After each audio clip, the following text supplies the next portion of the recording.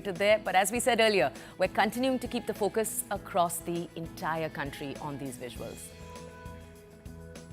Okay, we're shifting focus entirely though for a second. We're taking you to a different story altogether. We're shining the spotlight on fashion for a second.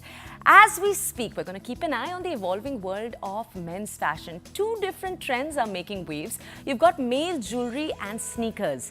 In recent years, we're seeing a sea shift, a significant transformation. Gone are the days of subdued styles, where they say, as a man, just stick to your deeper colors. Today, we're seeing young men, Gen Z in particular, is leading this change.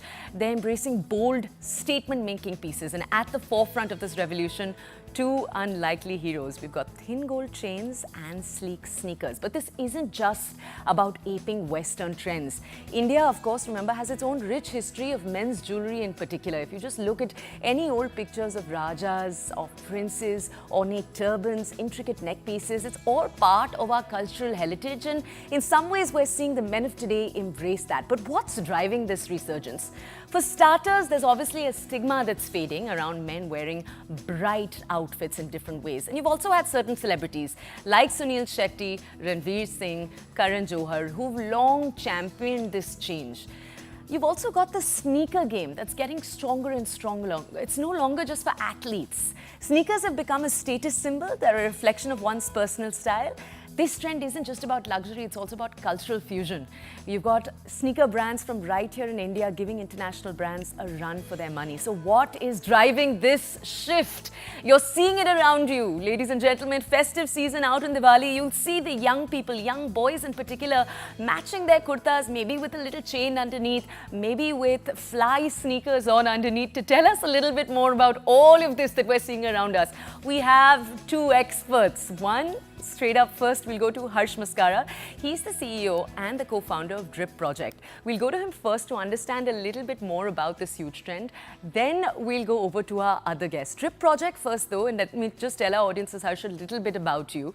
You're essentially hoping to democratize the access to high quality jewelry by making it affordable. So I do want to tell our audiences, some of the pieces we're going to be showing them on their screens, it looks expensive, but Harsh, the average price of a product, if they just open up your website, is 1,000 rupees, 1,500 rupees. It starts from 1,000 rupees. Right, yeah. right. So you've made that push. Harsh, tell us, we know, we were looking up, we were researching your brand and your company. Ranveer Singh, one of your first patrons to come in and really trust the brand. He, I believe, is someone who comes in again and again. We've seen Drip Project evolve over the years and become a place where young men come to buy ice, as it's called. Tell us a little bit about the evolution. How did you in your head get this idea that this is a segment where there's a need to create something? So, I saw 2017 Gully Boy had come out in India. Post that there was a huge hip hop movement that started in the country. And there were a lot of upcoming rappers. There's a lot of music, rap music that was being made in India. So, I of course was following, I was following the Western rap culture since a very long period of time. And I'd seen the rappers over there wearing all these bling around their neck, around their wrist, and all of these, earrings, chunky pendants, all of these things. But when I looked up to find the same thing in India, I couldn't find anything as such. So that's when, I was like, this culture is, of course, the rap culture is booming in the country, India as well, post Gully Boy. And of course, it's going to play a huge role in the in the fashion culture of the next few years. So that's when the idea came up, why don't I start this and, make it my thing?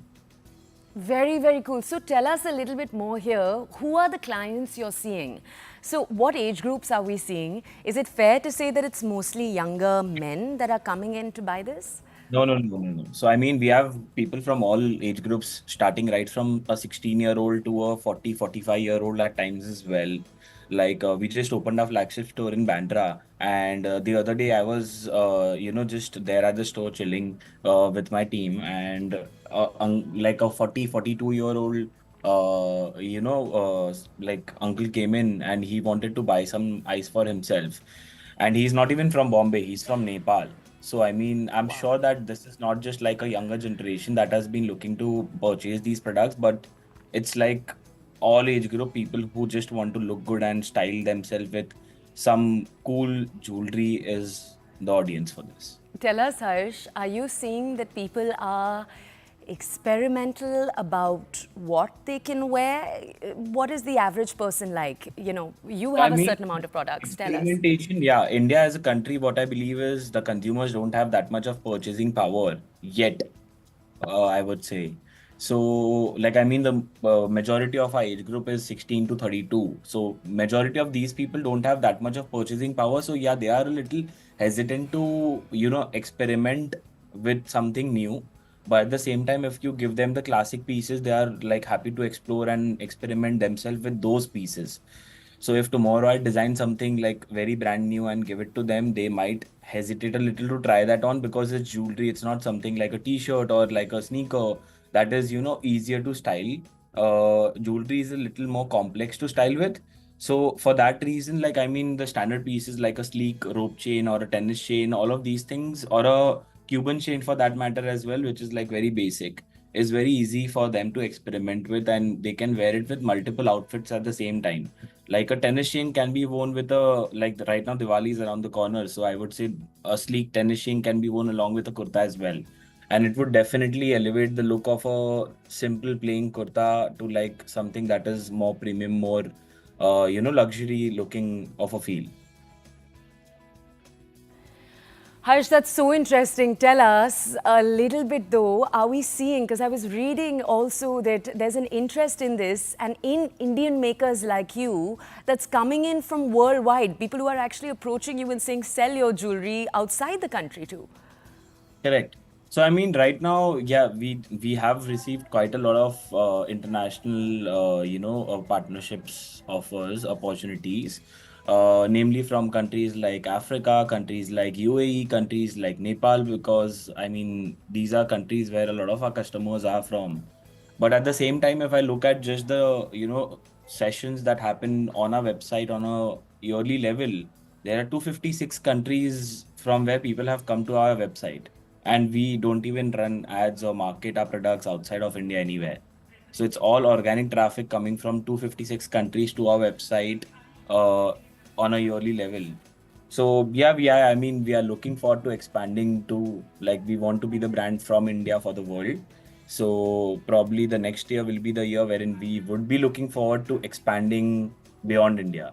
Wow, all But right. And the Make in India tag at the same time. And we're just playing out for our audiences. I want to tell you, Harsh, images of, for example, Sunil Shetty wearing your stuff. And I love that age is not a barrier in any of this. Okay, Harsh, we're gonna ask you to wait. We're gonna move on right now. We have with us one more guest, and we just gave you a taste of the world of ice or jewelry. But we're gonna take you right now to the founder, Amit Pandey, of a community called SmartKicks. They call themselves India's biggest sneaker community. It's a thriving market. Amit, thank you for joining us. And let me just point out to our audiences that right in the corner of your screen, you can actually get a peek of all your sneakers over there. I think that's your personal sneaker collection. Amit, before we go ahead, let me lay this out for our audiences. Unlike the bling that we were focusing on, is it fair to say that sneakers is a luxury market safely, in the sense that yes, it is something that is more expensive. I believe for a lot of young men, buying a sneaker is something they do to reward themselves when they've worked hard. So, that quintessential rich kid's toy label may not be accurate. What are your thoughts around it? I mean, absolutely. First of all, thank you so much, guys, for having me here. It's an amazing morning to talk about sneakers. It's always fun. But partly, yes, when you say it's a luxury thing, there's no doubt about it. Because when you talk about some hype, some iconic sneakers, it easily starts ahead of 10,000 rupees, 10,000 plus, 20,000, 50,000. If you talk about Jordan 1, Dior collaborations, if you talk about Air Force One, Louis Vuitton collaborations, they go easily more than 3 lakhs to 7 lakhs also. I know people who have sold Dior's for even 10 lakh rupees when the market was really hyped. So yes, it is a luxury thing. But at the same time, if you see, I think there are some very smart global brands. Like I would like to name Puma in the first place. Puma is one global brand that has understood the Indian audience. The majority of the Indian audience wants to buy. First factor that they want to look at is the price point. Then the comfort comes into picture, and then the style statement. And Puma has been able to click this very rightly. Like in 2021-22. Their revenue was the largest when it came to global sneaker brands in India. So yes, it's a luxury thing, but at the same time, a lot of brands are switching on to the budget segment as well. Okay. Tell us something right here, Amit. I just want to understand from you, who are the age groups? So is it fair to say, because earlier when we were speaking to Drip Project, he said that, look, this is not actually an age-restricted thing. Is it the same with sneakers? Are you seeing men of all age groups, women of all age groups, I want to talk about that too, who are saying that, they want to spend that money on sneakers? So I want to break down the demographics. What I have understood in the past 15 years where I've been working around sneakers, it's been majorly starts from 18-year age group to 35. That's the majority of the audience. There can always be exceptions. Men are still leading when it comes to buying and investing money in sneakers, I would say. There are other form of footwear also. And women are still to catch up, but we see that there has been an increase. There has been a rise in the past 5 years specifically when women are catching up on that trend, when they want to club their outfits or their party outfits with sneakers specifically, like the hype sneakers. People want to wear Yeezys, Jordans, Dunks. So that's the demographic as we see in India as of now.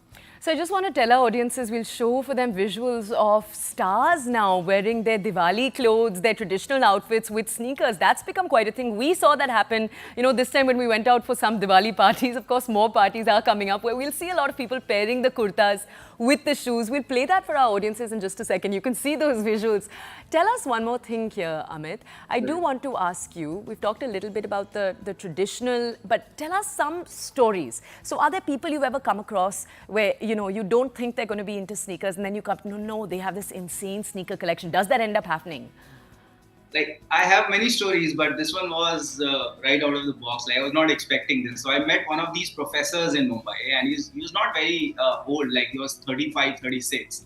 Okay, and he's an English professor. So ideally, you would look around as an English professor as a very sane kind of person and not getting into some design stuff. But this guy ended up showing me his collection, which has 250 pairs of hyped and exclusive sneakers.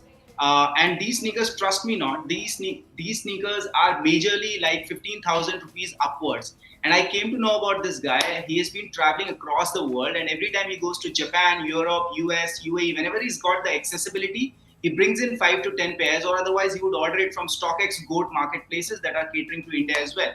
So I like, every time I come across some people who are into collecting sneakers, I go crazy and I feel, okay, I have to stay modest. My collection is still growing, I feel. I want to ask you one last question, Amit, before we let you go. What about those people who are looking at this show? They're looking at this part about sneakers and they're saying, what are the investments young men are making today? What would you have to say to that?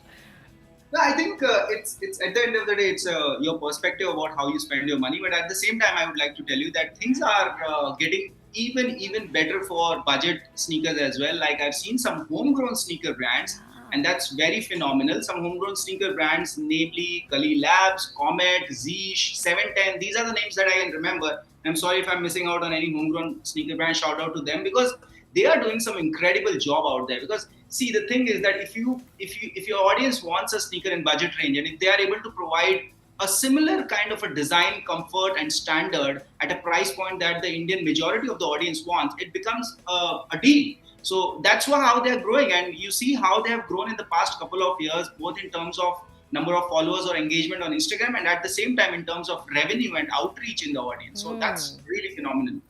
All right.